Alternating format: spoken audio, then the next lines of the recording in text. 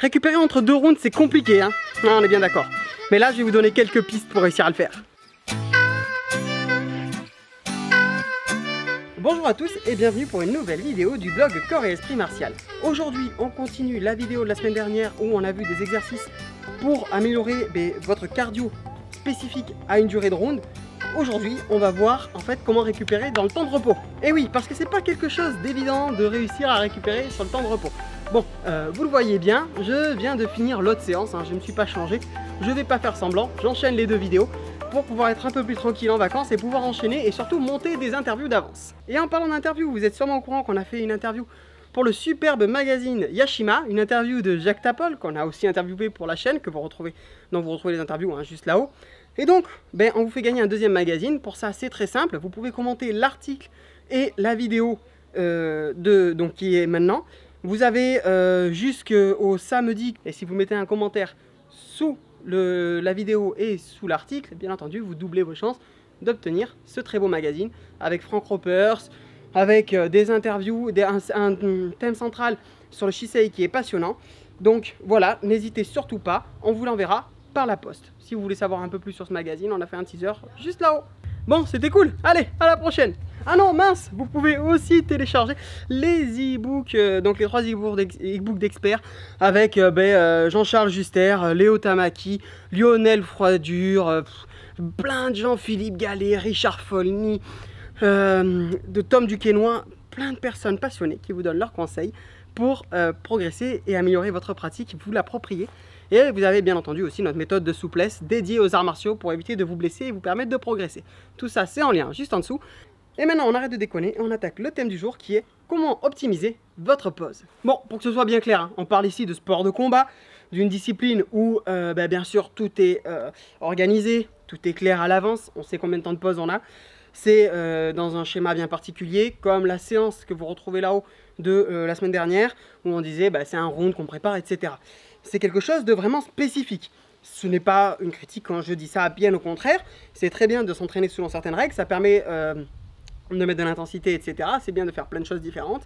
Mais voilà, il faut que ce soit clair de quoi on parle aujourd'hui. Et toujours pour un souci de clarté, aujourd'hui on va voir des exemples pratiques. Je ne vais pas rentrer dans la théorie, vous expliquer comment ça fonctionne, etc. Mais si ça vous intéresse, pourquoi pas faire des vidéos plus poussées? Ce serait avec plaisir, n'hésitez pas à nous les demander.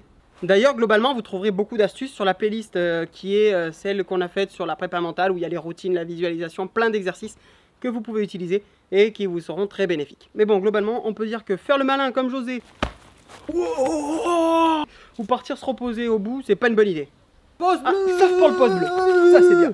En fait, pour bien récupérer, il faut déjà habituer votre corps à récupérer. Ça veut dire que vous devez vous entraîner à avoir des astuces, à vous habituer à avoir les bonnes clés pour récupérer correctement. Je reviens, j'ai un chat qui m'embête.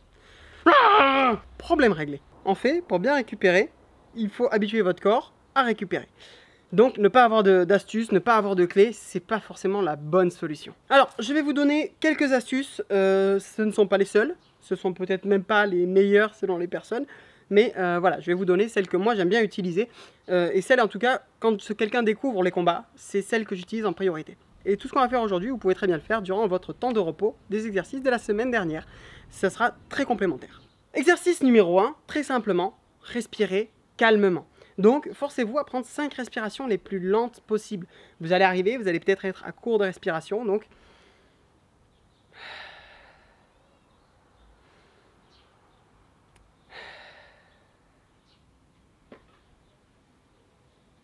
On rallonge petit à petit. Donc voilà, ça c'est le premier exercice, ça va vous permettre d'abaisser le rythme cardiaque. C'est un bon exercice. Deuxième chose que vous pouvez faire, c'est prendre l'habitude d'utiliser du froid. Alors, soit en bombe, hein, vous avez des bombes de froid. Ça peut également être des packs à claquer. Et donc, vous pouvez l'utiliser bien sûr sur vos contusions musculaires, mais aussi pensez à l'utiliser à des zones clés, hein, les zones chaudes, comme sous les aisselles. Ça peut être des glaçons aussi, il y a certains qui ont des peaux de glaçons. Donc sous les aisselles, dans l'aine, rapidement, dans le bas du dos. Pourquoi? Parce que ça va ralentir votre système cardiovasculaire et faire redescendre votre rythme cardiaque un peu pour récupérer et être un peu plus frais en revenant à la suite de ça. En plus, vous aurez moins l'impression de chaleur et il y a des personnes que ça aide à vraiment récupérer parce qu'on suffoque hein, dans le combat. Ceux qui ont déjà combattu, vous le savez très bien. Je reviens, il y a un avion maintenant qui m'embête. Et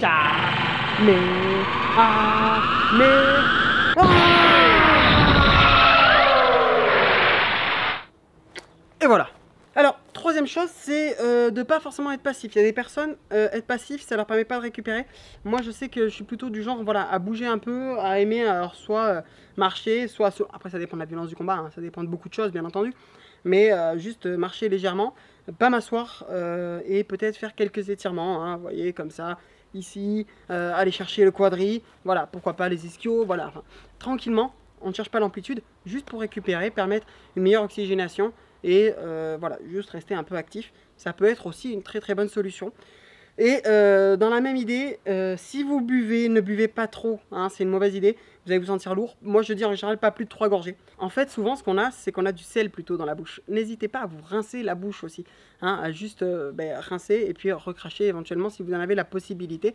Ça c'est aussi une très bonne astuce pour pas vous sentir trop lourd et avoir une sensation de fraîcheur. Et enfin, la dernière astuce, c'est un exercice que vous le savez maintenant, je l'adore, c'est la visualisation. Tout simplement parce qu'il y en a certains, pendant ce temps de repos, ils se déconnectent du combat, ils se déconnectent d'énormément de choses. Au contraire, visualisez ce que vous allez faire à la reprise, visualisez-vous peut-être en pleine forme, même si vous êtes fatigué, je sais pas, vous avez mal à la jambe, vous visualisez, au contraire, sautez, allez bien, parce que... si vous vous mettez dans un mode où vous n'êtes pas en pleine forme, c'est là où ça va être encore plus compliqué de reprendre après. Donc voilà, ça aussi c'est quelque chose que vous pouvez faire, visualisez-vous en position de force. Voilà, ces 4 petits exercices très simples. N'hésitez pas à nous dire ce que vous en pensez en commentaire. Est-ce que vous les utilisez? Est-ce que vous en utilisez d'autres? Ce sont des exercices que vous pouvez mettre en place très facilement, hein, c'est ça le but. Et voilà, n'hésitez pas à nous le dire en commentaire. Je vous rappelle qu'en écrivant un commentaire, vous participez au tirage au sort. D'ailleurs, si vous ne voulez pas participer au tirage au sort, dites-le nous, hein. Mais voilà, sinon, vous participez au tirage au sort et vous pouvez gagner un Yashima. Maintenant, on vous dit à très vite pour la prochaine vidéo. Tchou bye!